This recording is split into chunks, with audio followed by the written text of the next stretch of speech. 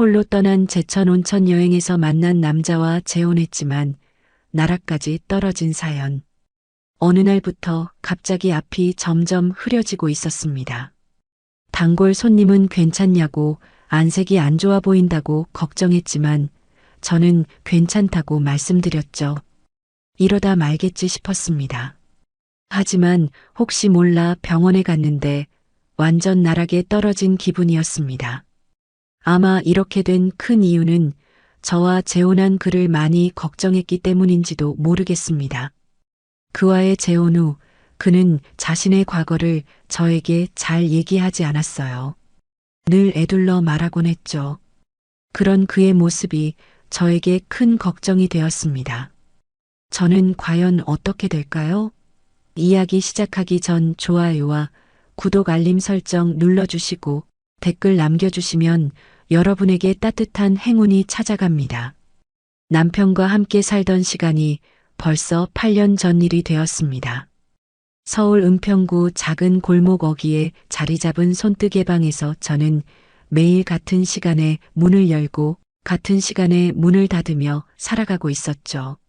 아침에 일어나서 거울을 보면 어느새 63살이 된 제 얼굴이 낯설게 느껴질 때가 많았습니다. 나는 그동안 뭘 하며 살았나? 거울 속 저에게 혼잣말을 건네곤 했습니다. 하루하루가 너무 똑같아서 무채색으로 칠해진 것 같았어요. 손님들과 나누는 대화도 뜨개 기법에 대한 것들 뿐이었고 집에 돌아가면 텔레비전 소리만이 정막을 달래주는 유일한 친구였죠. 어느 날 아침 가게 문을 열면서 문득 이런 생각이 들었습니다. 나는 감고만 있었구나. 누구와도 제대로 엮이지 않았네. 시를 다루는 일을 업으로 삼고 있으면서도 정작 제 인생의 실은 혼자서만 감고 있었던 거예요. 그래서 결심했습니다. 스스로를 위한 여행을 떠나기로요. 어디든 좋으니 일상에서 벗어나고 싶었어요. 인터넷을 검색하다가 제천의 온천 치유 프로그램을 발견했습니다. 산 좋고 물 좋은 곳에서 며칠 쉬면서 제 마음도 좀 정리해보자는 생각이었죠. 제천역에 도착한 건 오후 2시쯤이었습니다. 역 앞 광장은 생각보다 한산했어요. 캐리어를 끌고 골목길을 걷는데 가방에서 실꾸러미가 굴러 떨어졌습니다. 그것도 하필 차도 쪽으로 구르고 있었어요.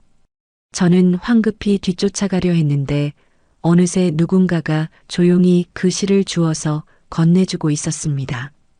실이 도망가네요. 그분이 살짝 웃으며 말했어요. 목소리가 참 따뜻했습니다. 고개를 들어보니 60대 중반쯤 되어 보이는 남자분이었어요. 회색 재킷을 입고 있었는데 손이 미세하게 떨리고 있는 게 눈에 띄었습니다. 감사합니다. 조심해야 하는데 실수했네요. 저는 얼굴이 붉어지는 걸 느끼며 말했죠. 오랜만에 낯선 사람과 나누는 대화라 어색했어요. 괜찮습니다. 저도 종종 놓치는 것들이 있거든요. 그분은 조용히 미소를 지으며 대답했습니다. 뭔가 말하고 싶은 게 더 있는 것 같았지만 인사만 하고 발걸음을 돌리더군요. 온천 숙소로 가는 길에도 계속 그분 생각이 났습니다. 특별한 말을 한 건 아니었는데 오랫동안 잊고 살았던 따뜻함 같은 게 가슴 한쪽에서 번져나오고 있었어요. 혼자 사는 일상에 익숙해져서 그런 감정을 느끼는 것조차 낯설었습니다. 숙소에 짐을 풀고 온천에 몸을 담그니 마음이 한결 편해졌어요. 뜨거운 물이 굳어진 어깨를 풀어주는 것처럼 마음의 긴장도 조금씩 녹아내리는 느낌이었습니다. 이렇게 제 자신만을 위한 시간을 갖는 게 얼마만인지 모르겠더군요. 다음 날 아침 치유 프로그램에 참여하러 로비에 내려갔는데 어제 그분이 앉아 계시더군요. 시를 주워주셨던 바로 그 남자분 말입니다. 저도 모르게 가슴이 두근거렸어요. 우연의 일치라고 하기엔 너무 신기했죠. 어제 실 주워주신 분이시죠. 제가 먼저 말을 걸었습니다.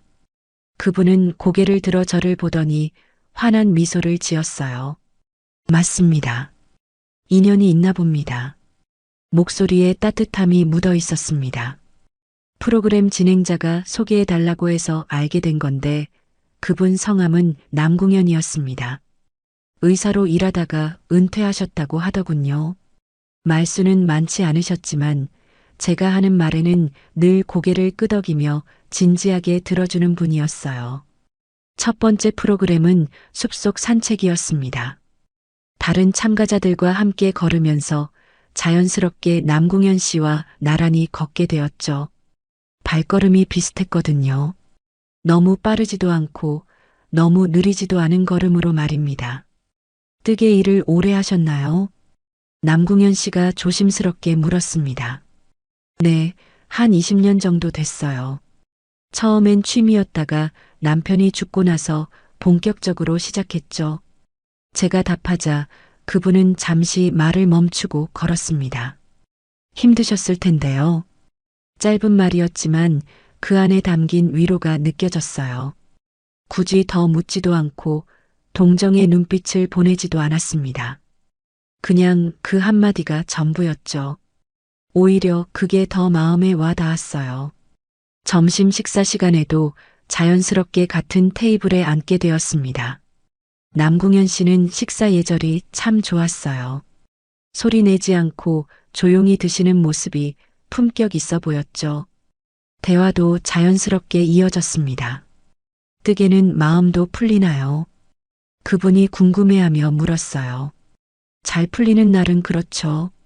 실이 꼬이면 마음도 꼬이고 매끄럽게 풀리면 마음도 편해져요. 제가 대답하자 그분은 고개를 끄덕이며 웃었습니다. 의사일도 비슷한 면이 있었어요. 환자가 좋아지면 제 마음도 따라서 좋아지고 그렇지 못할 때는 마음이 무거워지곤 했죠. 남궁현 씨의 말에서 깊은 경험이 느껴졌습니다. 사람을 대하는 일의 무게를 아는 분이라는 생각이 들었어요. 오후 명상 시간에는 조용한 음악이 흘러나오는 가운데 각자 자신만의 시간을 가졌습니다. 저는 눈을 감고 있었는데 옆에서 남궁현 씨의 차분한 숨소리가 들렸어요. 신기하게도 그 소리가 마음을 더 편안하게 해주었습니다. 명상이 끝나고 나서 우리는 온천 근처 벤치에 앉아 차를 마셨습니다. 해가 저물어가는 풍경이 참 아름다웠어요. 오랜만에 이렇게 마음이 편한 시간을 보내네요. 제가 말하자 남궁현 씨도 고개를 끄덕였습니다. 저도 그래요. 혼자 있는 시간이 길어서 사람과 이야기하는 게 어색했는데 오늘은 편했습니다. 그분의 솔직한 말에 저도 마음이 열렸어요. 서로 비슷한 상황에 있다는 걸 느꼈거든요. 저녁 식사 후에도 우리는 계속 이야기를 나눴습니다. 깊은 이야기는 아니었지만 일상의 소소한 것들을 주고받는 대화가 오랜만에 따뜻하게 느껴졌어요. 마치 오래전에 잃어버린 퍼즐 조각을 찾은 것 같았습니다. 제천에서의 3박 4일이 훌쩍 지나가고 서울로 돌아올 시간이 되었습니다. 헤어지는 순간이 아쉬워서 남궁현 씨와 연락처를 주고받았어요. 서울에서도 가끔 안부 전화드려도 될까요? 그분이 조심스럽게 물었을 때 저도 모르게 마음이 뛰었습니다. 그럼요. 연락 주시면 좋겠어요. 제가 대답하자 남궁현 씨는 환하게 웃으며 고개를 끄덕였어요. 그렇게 우리는 각자의 일상으로 돌아갔습니다. 서울에 돌아와서 다시 손뜨개방 문을 열었는데 뭔가 달라진 느낌이었어요. 같은 공간이고 같은 일상인데 마음 한구석에 따뜻한 기대감 같은 게 자리 잡고 있었거든요. 남궁현 씨에게서 언제 연락이 올지 궁금했습니다. 이틀 후 저녁에 전화가 왔어요. 안녕하세요, 미선 씨. 잘 지내고 계시죠? 핸드폰 너머로 들려오는 남궁현 씨 목소리가 반가웠습니다. 네, 잘 지내고 있어요. 현 씨는 어떠세요? 어느새 서로 이름을 부르며 이야기하고 있었어요. 그렇게 일주일에 두세 번씩 전화 통화를 하게 되었습니다. 긴 대화는 아니었지만 서로의 하루 일과를 나누고 안부를 묻는 시간이 소중했어요. 남궁현 씨는 혼자 사는 생활이 어떤지, 건강은 괜찮은지 늘 세심하게 물어봤습니다. 한 달 정도 지났을 때 남궁현 씨가 서울로 올라와서 만나자고 제안했어요. 시간 되시면 같이 식사라도 할까요? 오랜만에 만나는 자리라 긴장이 되면서도 기대가 되었습니다. 종로 한식당에서 만났는데 제천에서 보던 것보다 더 신경 써서 옷을 입고 오신 게 눈에 띄었어요. 저도 평소보다 조금 더 단정하게 차려입고 나갔죠. 서로 의식하고 있다는 걸 느낄 수 있었습니다. 서울 생활은 어떠세요? 제가 먼저 물었습니다. 조용하게 지내고 있어요. 가끔 동네 산책하고 책 읽고 그렇게요. 미선 씨는 손뜨 개방 일이 바쁘시겠어요. 남궁현 씨가 관심 있게 물었어요. 식사를 하면서 자연스럽게 서로의 생활에 대해 더 깊은 이야기를 나눴습니다. 남궁현 씨는 은퇴 후 혼자 지내면서 때로는 적적함을 느낀다고 솔직하게 말했어요. 저도 비슷한 마음이라고 공감했죠. 그리고 2달 후 어느 날 남궁현 씨에게서 조심스러운 제안이 왔습니다. 미선 씨, 혹시 시간 되시면 한 번 더 만나서 이야기할 게 있는데요. 평소보다 목소리가 진지해서 무슨 일인가 싶었어요. 다시 만난 자리에서 남궁현 씨는 한참을 망설이다가 말을 꺼냈습니다. 우리 나이에 오래 돌기보다 같이 갚는 건 어때요? 그 말을 듣는 순간 가슴이 두근거렸어요. 재혼을 말하는 거였거든요. 저는 잠시 말을 잇지 못했습니다. 너무 갑작스럽기도 했고 한편으론 제 마음도 그쪽으로 기울어 있었기 때문이에요. 시간을 좀 주세요. 중요한 일이니까 신중하게 생각해 보고 싶어요. 제가 말하자 남궁현 씨는 이해한다며 고개를 끄덕였습니다. 일주일 동안 정말 많이 고민했어요. 혼자 사는 게 익숙해진 상황에서 다시 누군가와 함께 산다는 것, 그것도 새로운 사람과 말입니다. 하지만 남궁현 씨와 함께 있을 때의 편안함과 따뜻함을 생각하면 마음이 기울었어요. 결국 저는 남궁현 씨에게 전화를 걸었습니다. 실도 2줄이면 더 단단하죠. 제가 말하자 전화 너머로 남궁현 씨의 안도하는 한숨소리가 들렸어요. 고맙습니다, 미선 씨. 행복하게 해드릴게요. 그렇게 우리는 조용히 혼인신고를 했습니다. 큰 잔치는 하지 않고 가족들에게만 알렸어요. 남궁현 씨 집으로 이사하면서 오랜만에 2사람이 사는 집에 온기를 느꼈습니다. 저녁에 함께 밥을 짓고 따뜻한 밥 냄새가 나는 집에서 새로운 일상이 시작되었죠. 남궁현 씨 집으로 이사한 지 일주일이 지났습니다. 아직 모든 짐을 다 정리하지 못해서 조금씩 집안을 둘러보며 물건들을 정돈하고 있었어요. 남궁현 씨는 저에게 편하게 하라고 하면서도 어떤 방이든 마음대로 정리해도 된다고 말했죠. 안방에 있는 큰 책장이 눈에 띄었습니다. 의학 서적들이 빼곡히 꽂혀 있었는데 오랫동안 손을 타지 않은 듯 먼지가 쌓여 있었어요. 이것도 좀 정리해야겠네. 혼잣말을 하며 책들을 하나씩 빼내기 시작했습니다. 책을 닦아내면서 다시 꽂아 넣는 작업을 반복하고 있었는데 책장 맨 위쪽 구석진 곳에서 뭔가 걸리는 게 있었어요. 손을 뻗어 만져보니 낡은 봉투가 하나 숨겨져 있더군요. 먼지가 두텁게 쌓인 걸 보니 오래된 것 같았습니다. 처음엔 그냥 두려고 했어요. 남궁현 씨의 개인적인 물건일 수도 있으니까요.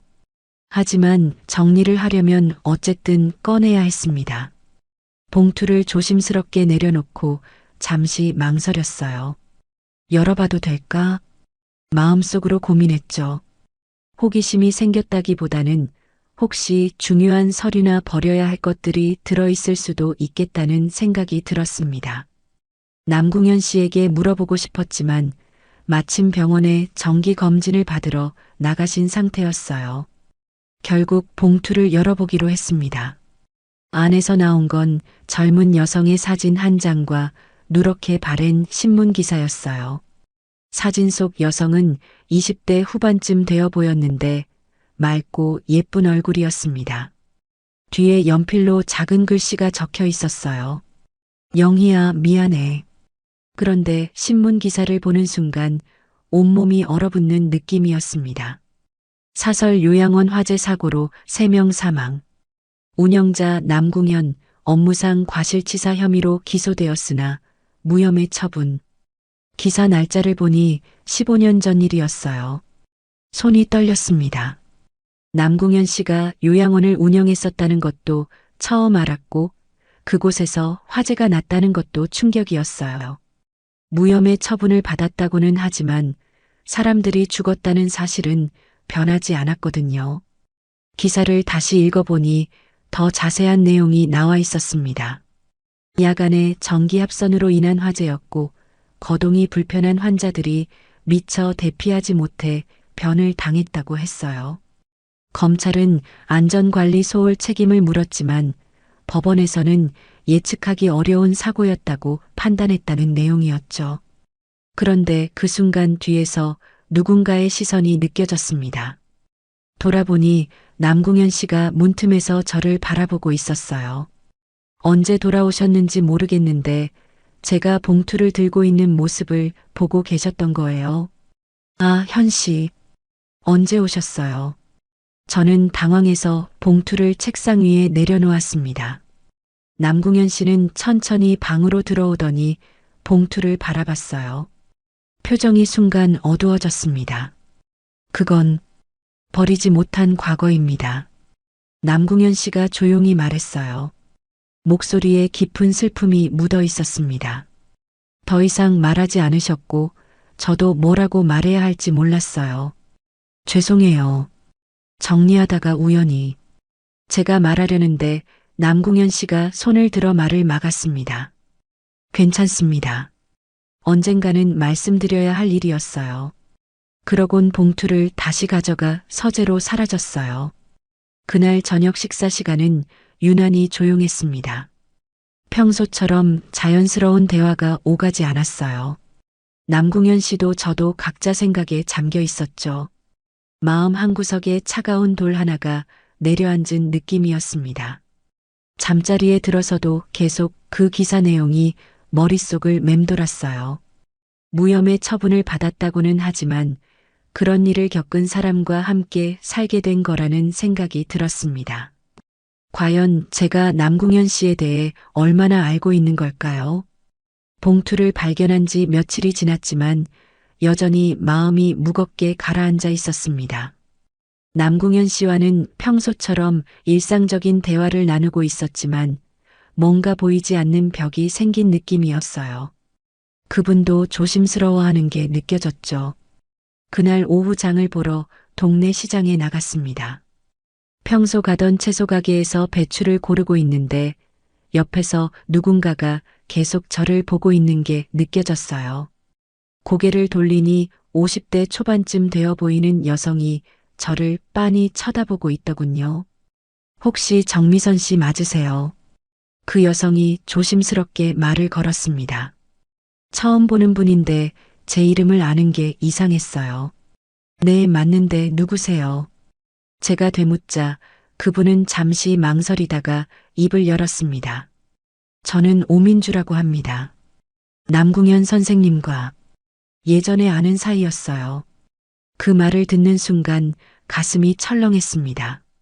뭔가 좋지 않은 이야기를 들을 것 같은 예감이 들었거든요. 선생님과 결혼하셨다고 들었어요. 말씀드릴 게 있는데 시간 되시면 잠깐 이야기 좀 나눌 수 있을까요? 오민주 씨의 표정이 매우 진지했습니다. 거절하고 싶었지만 뭔가 중요한 이야기일 것 같아서 근처 찻집으로 따라갔어요. 자리에 앉자마자 오민주 씨가 말을 꺼냈습니다. 저는 15년 전에 남궁현 선생님이 운영하던 요양원에서 간호사로 일했어요. 그리고 선생님과 연인 사이였죠. 첫 마디부터 충격이었습니다. 그 화재 사고 말이에요. 오민주 씨가 계속 말했어요. 선생님이 법적으로는 무혐의 처분을 받으셨지만 그날 돌아가신 분들 중에 제 여동생이 있었거든요. 목소리가 떨리고 있었습니다. 제 머릿속이 하얘졌습니다. 사고로 돌아가신 분이 그분의 여동생이라니. 여동생은 뇌졸중으로 거동이 불편해서 그 요양원에 계셨어요. 사고 당일 밤에 야간 근무자가 제대로 배치되지 않았고 화재 경보기도 고장 나 있었어요. 오민주 씨의 말이 계속 이어졌습니다. 물론 선생님이 일부러 그런 건 아니에요. 하지만 안전관리를 소홀히 한 건 사실이죠. 법원에서는 예측할 수 없는 사고라고 했지만 저희 가족 입장에서는 말을 잇지 못하고 눈물을 훔쳤어요. 그 사람은 처벌은 받지 않았지만 그날 이후 매일 벌처럼 살아가고 있어요. 요양원 문을 닫고 의사 일도 그만뒀죠. 저와의 관계도 끝났고요. 오민주 씨가 쓸쓸하게 웃으며 말했습니다. 왜 저한테 이런 이야기를? 제가 물었습니다. 선생님이 다시 행복해지는 것 같아서요. 그런데 이런 과거가 있다는 걸 알고 계시는지 궁금했어요. 숨기고 지내는 건 좋지 않다고 생각해서 찻집을 나와 집으로 돌아가는 길이 참 멀게 느껴졌습니다. 머릿속이 복잡했어요. 남궁현 씨가 그런 무거운 과거를 혼자 짊어지고 살아왔다는 것, 그리고 저에게는 그 이야기를 하지 않았다는 것. 집에 들어서니 부엌에서 된장찌개 끓는 냄새가 났습니다. 남궁현 씨가 앞치마를 두르고 요리를 하고 있었어요. 평소와 다를 것 없는 일상적인 모습이었죠. 왔어요. 오늘 가게 어땠어요? 남궁현 씨가 환하게 웃으며 물었습니다. 하지만 저는 대답할 수가 없었어요. 목구멍에 뭔가 걸린 것처럼 말이 나오지 않았습니다. 괜찮아요. 겨우 그 말만 하고 방으로 들어갔습니다. 남궁현 씨는 제 표정이 이상하다는 걸 눈치챘을 텐데 더 묻지는 않았어요. 저녁 식사도 제대로 할 수가 없었습니다. 맛있게 끓인 된장찌개였지만 목으로 넘어가지 않았어요. 남궁현 씨도 제가 이상하다는 걸 느꼈는지 걱정스러운 눈빛으로 저를 바라봤습니다. 그날 밤 잠자리에 들 때 저는 평소와 다르게 남궁현 씨에게 등을 돌리고 누웠습니다. 같은 침대에 누워 있었지만 마음은 아주 멀리 떨어져 있는 느낌이었어요. 남궁현 씨의 숨소리가 들렸지만 예전처럼 편안하게 느껴지지 않았습니다. 오민주 씨와 만난 이후로 며칠이 지났습니다. 남궁현 씨와는 여전히 어색한 분위기가 이어지고 있었어요. 그분도 제가 뭔가 마음에 걸리는 게 있다는 걸 눈치채고 계셨지만 직접 묻지는 않으셨죠. 그런데 이상한 일이 생기기 시작했습니다. 손뜨개 방에서 일을 하는데 바늘기에 실을 꿰는 게 자꾸 실패하는 거예요. 처음엔 단순히 집중력이 떨어져서 그런가 보다 했습니다. 요즘 마음이 복잡해서 그런 거라고 생각했거든요. 하지만 며칠이 지나도 계속 같은 일이 반복되었어요. 평소라면 한 번에 쉽게 꿰 수 있는 바늘기가 흐릿하게 보이는 거였습니다. 이상하네. 왜 이렇게 안 보이지? 혼잣말을 하며 눈을 비비고 다시 시도해봤지만 마찬가지였어요. 더 심각한 건 실의 색깔 구분이 어려워진다는 거였습니다. 빨간색과 분홍색, 파란색과 남색같이 비슷한 색상들이 구별이 안 되기 시작했어요. 손님이 원하는 색깔을 찾아드리는데도 시간이 오래 걸렸죠. 사장님, 괜찮으세요? 얼굴이 안 좋아 보이는데요. 단골 손님 중 한 분이 걱정스럽게 물었습니다. 아, 네. 그냥 좀 피곤해서 그래요. 대충 둘러댔지만 사실 저도 걱정이 되기 시작했어요. 일주일이 더 지나자 상황이 더 심각해졌습니다. 오른쪽 눈의 시야 한쪽이 마치 커튼이 쳐진 것처럼 어둡게 보이기 시작했어요. 처음엔 노안이 심해진 건가 싶었는데 이건 단순한 노안이 아닌 것 같았습니다. 가게 문을 일찍 닫고 근처 안과에 갔습니다. 의사 선생님이 여러 가지 검사를 해보더니 표정이 심각해졌어요. 좀 더 정밀한 검사가 필요할 것 같습니다. 큰 병원으로 가보시는 게 좋겠어요. 대학병원 안과에서 받은 진단 결과는 충격적이었습니다. 망막박리 초기 단계입니다. 당장 수술하지 않으면 시력을 완전히 잃을 수 있어요. 의사 선생님의 말이 귀에 들어오지 않았습니다. 시를 못 보면 나는 아무것도 못 하잖아요. 진료실에서 나와서 복도 벤치에 앉아 있는데 눈물이 났습니다.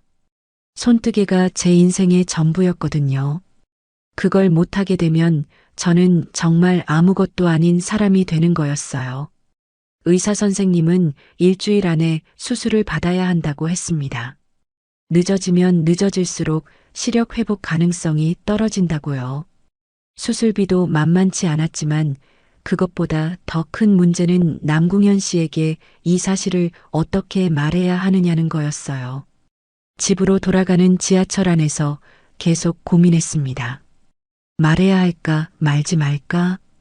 오민주 씨 이야기 때문에 사이가 어색해진 상황에서 이런 일까지 생기면 남궁현 씨가 얼마나 부담스러워할까요? 이 사람한테 또 짐이 되긴 싫어. 마음속으로 중얼거렸습니다. 이제야 겨우 따뜻한 관계를 만들어가고 있는데 또 이런 일로 차가워질까봐 무서웠어요. 혼자 해결할 수 있다면 혼자 하고 싶었습니다. 집에 들어서니 남궁현 씨가 거실에서 신문을 보고 있었어요. 일찍 왔네요. 어디 다녀왔어요? 평소처럼 자연스럽게 물었습니다. 그냥 잠깐 볼 일이 있어서요. 거짓말을 할 수밖에 없었어요. 저녁 준비를 하면서도 계속 고민이었습니다. 칼질을 하는데 손이 떨려서 제대로 안 되더군요. 남궁현 씨가 뒤에서 도와드릴까요라고 물었지만 괜찮아요라고 대답했어요. 그날 밤에도 잠이 오지 않았습니다. 수술에 대한 두려움도 있었지만 남궁현 씨에게 이 사실을 숨기고 있다는 죄책감이 더 컸어요. 옆에서 잠든 남궁현 씨의 숨소리를 들으며 어떻게 해야 하지라는 생각만 계속 맴돌았습니다. 다음 날 아침 거울을 보니 눈이 많이 부어 있었어요. 남궁현 씨가 눈치채지 못하게 화장으로 가리고 평소처럼 가게로 나갔습니다. 하지만 일을 제대로 할 수가 없었어요. 바늘기가 점점 더 흐릿해지고 있었거든요. 병원에서 받은 진단서와 수술 동의서를 어디에 숨겨둘지 고민했습니다. 남궁현 씨 눈에 띄지 않는 곳에 보관해야 했거든요. 결국 제 옷장 서랍 깊숙한 곳에 넣어두기로 했어요. 며칠 동안 혼자서 수술 준비를 했습니다. 병원에 입원 날짜도 잡고 수술 후 회복 기간에 대한 설명도 들었죠. 의사 선생님은 최소 일주일은 입원해야 한다고 했습니다. 남궁현 씨에게는 친구 집에 다녀온다고 거짓말을 하려고 계획을 세웠어요. 하지만 그런 계획들이 모두 무너져버린 날이 왔습니다. 제가 가게에 나간 사이에 남궁현 씨가 집 정리를 하고 계셨던 거예요. 옷장이 좀 어수선하다며 정돈을 해주겠다고 하셨었는데 그때 제가 숨겨둔 서류들을 발견하신 거죠. 집에 돌아오니 남궁현 씨가 거실 소파에 앉아서 병원 서류들을 들고 있었습니다. 진단서, 수술 동의서, 입원 안내문까지 모든 게 테이블 위에 놓여 있더군요. 그 순간 다리에 힘이 빠졌어요. 미선 씨, 이게 뭐예요? 남궁현 씨의 목소리가 떨리고 있었습니다. 평소의 차분한 모습과는 달리 당황하고 걱정하는 표정이었어요. 제가 아무 말도 못하고 서 있으니 다시 물었습니다. 망막박리라고 나와 있는데 언제부터 아셨어요? 왜 말씀 안 하셨어요? 남궁현 씨가 일어나서 제게 다가왔습니다. 저는 그제야 참고 있던 감정이 터져나왔어요. 처음으로 남궁현 씨 앞에서 울음을 터뜨렸습니다. 죄송해요. 말씀드리려고 했는데 말이 제대로 나오지 않았어요. 눈물이 계속 흘러서 시야가 더 흐려졌습니다.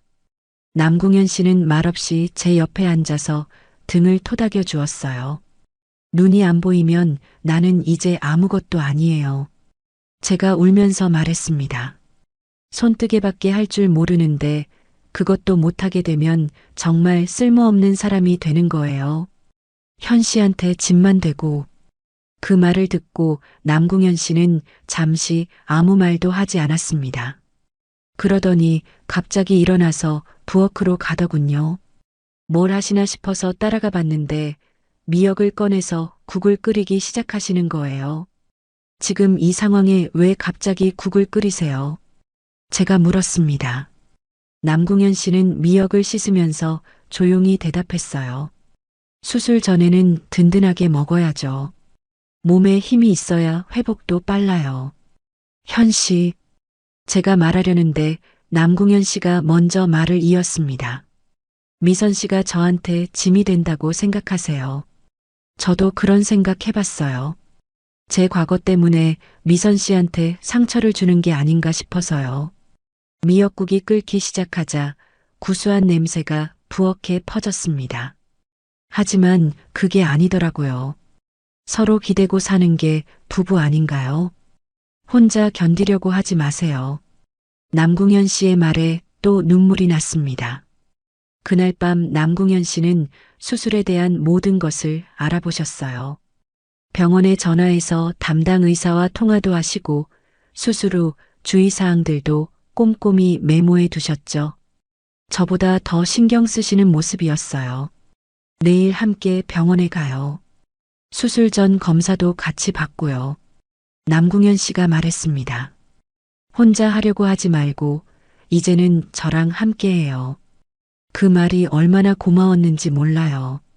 수술 당일 아침 병원 로비에서 입원 수속을 밟을 때까지 남궁현 씨가 옆에 있어 주었습니다. 수술 전 금식 때문에 아무것도 먹을 수 없었지만 남궁현 씨는 제가 수술 후에 먹을 수 있도록 죽을 끓여서 보온병에 담아오셨어요. 수술실로 들어가기 전 복도에서 남궁현 씨를 봤습니다. 도시락 가방을 들고 의자에 앉아 계셨어요. 수술 끝날 때까지 여기서 기다릴게요. 그 말을 듣고 수술실로 들어갈 수 있었습니다. 수술이 끝나고 회복실에서 깨어났을 때 제일 먼저 들린 건 남궁현 씨 목소리였어요. 실이 끊길까봐 무서웠다면 이젠 나랑 같이 감아요. 그 실 내가 대신 잡아줄게요. 눈에 붕대가 감겨 있어서 보이지는 않았지만 그 따뜻한 목소리가 마음을 편안하게 해주었습니다. 수술 후 2달이 지났습니다. 의사 선생님은 회복이 예상보다 빠르다며 만족해 했어요. 처음 며칠은 눈에 붕대를 감고 있어야 해서 답답했지만 남궁현 씨가 하루 종일 곁에서 돌봐주셨죠. 밥도 떠먹여 주시고 책도 읽어주시고요. 붕대를 풀고 처음 눈을 떴을 때의 그 느낌을 잊을 수가 없어요. 흐릿하긴 했지만 남궁현 씨 얼굴이 보였거든요. 보여요. 현 씨 얼굴이 보여요. 그렇게 말하며 울었던 기억이 납니다. 점점 시야가 맑아지면서 일상으로 돌아갈 수 있었습니다. 가장 기뻤던 건 다시 바늘귀에 실을 꿰 수 있게 된 거였어요. 처음엔 손이 떨려서 몇 번씩 실패했지만 성공했을 때의 그 기쁨이란, 실이 보인다는 게 이렇게 감사한 일인 줄 몰랐어요. 손뜨개방도 다시 열 수 있게 되었습니다. 단골 손님들이 얼마나 반가워하던지요. 사장님 많이 걱정했어요. 이제 괜찮으신 거죠? 그런 말들을 들으면 정말 살아있다는 느낌이 들었어요. 어느 봄날 오후 남궁현 씨가 갑자기 제안을 하셨습니다. 미선 씨, 그때 우리가 처음 만났던 그곳 다시 가보고 싶지 않으세요? 제천 이야기였어요. 수술과 회복 기간을 거치면서 우리 사이에는 예전보다 더 깊은 신뢰가 생겼거든요. 좋은 생각이에요. 오랜만에 온천도 하고 싶고요. 제가 대답하자 남궁현 씨는 환하게 웃으셨어요. 그 웃음에서 진짜 편안함이 느껴졌습니다. 오민주 씨 이야기로 생겼던 어색함도 제 병으로 인한 걱정도 모두 지나간 일이 된 것 같았어요. 제천행 기차표를 예매하고 가방을 싸는 시간이 설렜습니다. 이번에는 예전처럼 혼자가 아니라 남궁현 씨와 함께였거든요. 뜨개 도구도 몇 개 챙겼어요. 여행지에서 뜨개질을 하는 것도 오랜 꿈이었거든요. 제천역에 도착했을 때의 그 기분이란 1년 전에 혼자 와서 실꾸러미를 떨어뜨렸던 바로 그 장소였어요. 여기에서 실이 굴러갔었죠. 제가 말하자 남궁현 씨도 그때를 기억하며 웃으셨어요. 그때는 정말 우연이었는데 지금 생각해보니 운명이었나 봐요. 남궁현 씨가 말했습니다. 같은 숙소, 같은 방에서 지내게 되니 감회가 새로웠어요. 예전에는 각자 다른 방에서 지냈었는데 말이죠. 다음 날 아침 온천에 몸을 담그니 마음이 완전히 평온해졌습니다. 남궁현 씨도 오랜만에 편안한 표정이었어요. 이번엔 혼자가 아니라서 더 좋네요. 제가 말하자 그분도 고개를 끄덕였어요. 산책을 하다가 예전에 앉았던 벤치를 발견했습니다. 여기서 차 마시면서 이야기했었죠. 남궁현 씨가 기억하며 말했어요. 벤치에 나란히 앉으니 1년 전 그때와는 완전히 다른 기분이었습니다. 가방에서 뜨개 도구를 꺼내 간단한 목도리를 뜨기 시작했어요. 예전에는 혼자 하던 일이었는데 이제는 남궁현 씨가 옆에서 지켜보며 실을 정리해 주시더군요. 이렇게 하는 거 맞나요? 서툴지만 도와주려고 하시는 모습이 고마웠어요. 현 씨도 한번 해보세요. 제가 바늘을 건네자 남궁현 씨는 조심스럽게 받았어요. 의사였던 분이라 손재주가 있으실 줄 알았는데 뜨개질은 또 다른 영역이더군요. 실이 자꾸 엉키고 바늘에서 빠지고 했어요. 어려워요. 미선 씨가 대단한 거였네요. 남궁현 씨가 웃으며 말했습니다. 그 모습이 너무 귀여워서 저도 웃음이 났어요. 천천히 하시면 돼요. 실이 도망가도 다시 주워서 하면 되거든요. 해가 질 무렵 우리는 손을 잡고 온천마을 골목을 걸었습니다. 1년 전 실이 굴러간 바로 그 길이었어요. 이번에는 실이 도망가지 않았습니다. 제 손엔 뜨개 실이, 옆엔 남궁현 씨의 따뜻한 손이 감겨 있었거든요. 그날 도망치던 실을 주워준 당신 손이 내 인생의 끊어진 부분을 다시 감아줬어요. 제가 말하자 남궁현 씨는 제 손을 더 꽉 잡았습니다. 저도 그래요. 미선 씨 덕분에 제 삶에도 다시 색깔이 생겼어요. 그날 밤 숙소에서 창밖을 내다보니 별이 참 많이 보였어요. 남궁현 씨와 나란히 서서 하늘을 바라보는데 정말 행복하다는 생각이 들었습니다. 힘든 시간들도 있었지만 결국 우리는 서로의 실을 단단히 엮어낸 거였어요.